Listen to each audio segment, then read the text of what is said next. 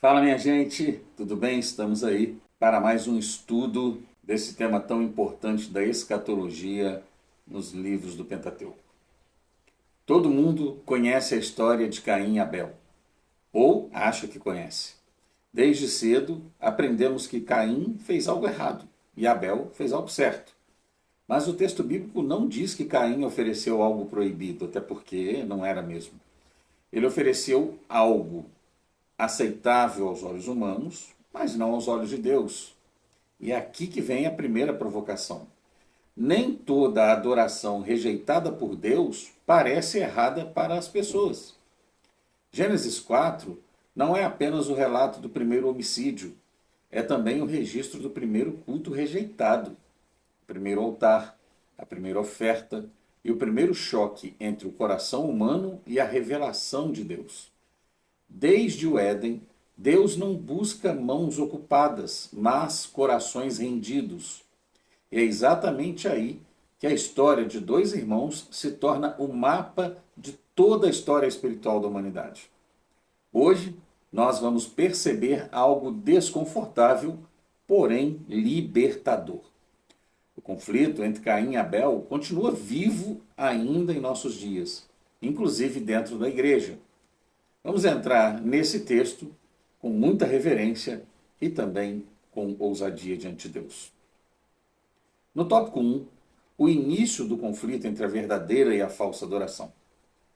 Imagina a cena: dois irmãos, dois altares, dois cultos, e um Deus que observa e responde a cada um. Abel traz um cordeiro, Caim traz o fruto da terra. Ambos trabalham, ambos oferecem seus sacrifícios, ambos adoram, mas apenas um culto é aceito pelo Senhor. E aqui está o ponto contraintuitivo. O problema não está no esforço, mas na fonte da confiança. Abel entende algo essencial. Eu não posso me aproximar de Deus sem sangue. Ele reconhece sua condição, sua limitação, sua necessidade de rendição. E sabe que o sacrifício pelo pecado é realizado mediante a morte de um inocente. Mas Caim pensa diferente. Meu trabalho é suficiente, minha produção fala por mim, minha oferta representa quem eu sou. E aqui nasce a falsa adoração. Quando o homem tenta se aproximar de Deus sem depender da revelação, apenas dependente de si mesmo, de sua própria capacidade. Jesus diria séculos depois: os verdadeiros adoradores adorarão o Pai em espírito e em verdade. Abel adorou em verdade, Caim adorou em aparência. Escatologicamente, isso não é um detalhe. Caim inaugura a linha da rebelião religiosa, uma espiritualidade sem arrependimento, uma fé sem dependência, um culto sem rendição. Há pessoas hoje que servem muito, fazem muito, produzem muito, mas nunca se renderam completamente. Nesta semana, pergunte a si mesmo: em que área da minha vida eu estou tentando agradar a Deus sem depender dele? No tópico 2, vamos falar sobre a adoração verdadeira, aquela que aponta para o sacrifício do Cordeiro. Abel não sabia o nome de Jesus, mas conhecia o princípio do Cordeiro.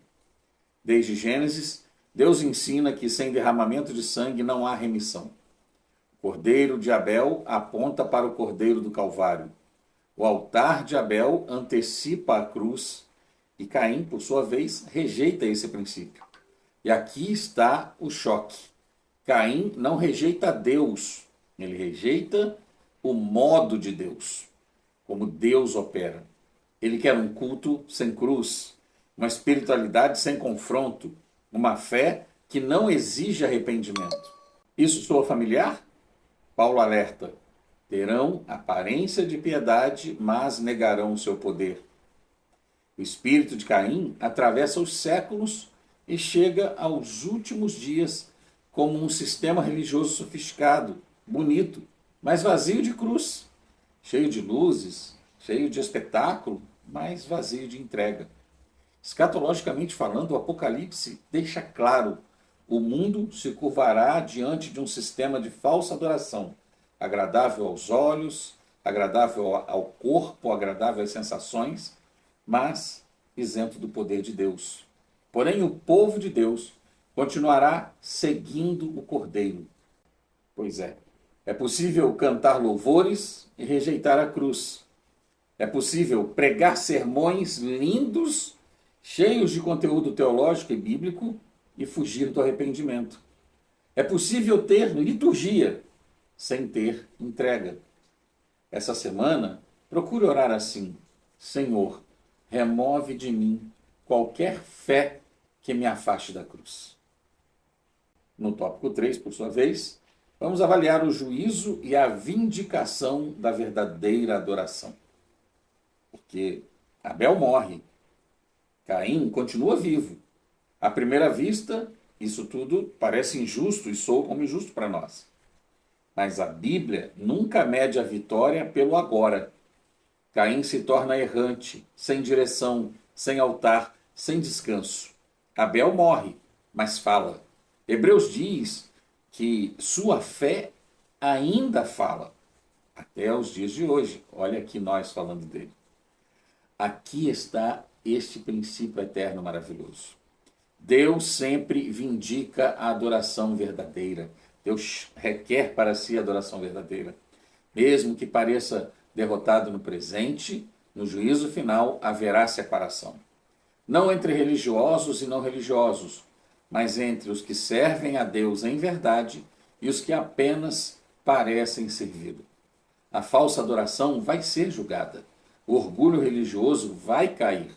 O sistema apóstata também vai ruir. E os verdadeiros adoradores reinarão com o Cordeiro.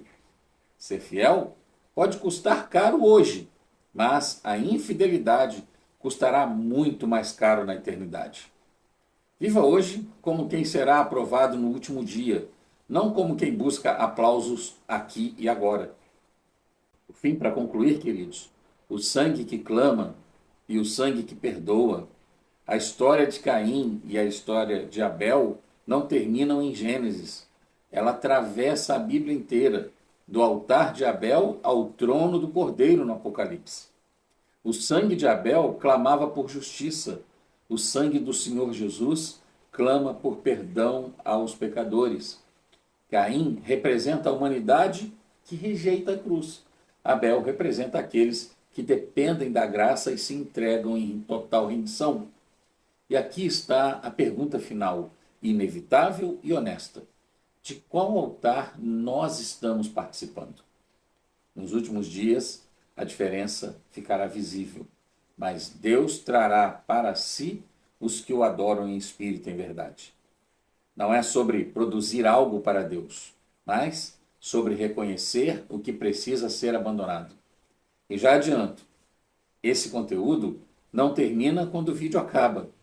Ele começa quando o altar do coração é revisitado pelo doce Espírito. E para você, professor, professora, segue abaixo aqui na descrição do vídeo uma sugestão de atividade para ser realizada em classe com os seus alunos.